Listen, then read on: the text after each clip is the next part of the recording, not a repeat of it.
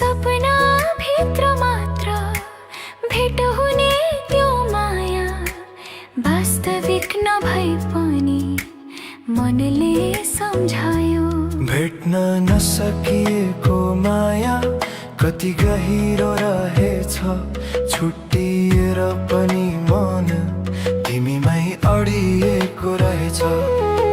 आकाश जस्तो टाढा तर नजिकैको महसुस,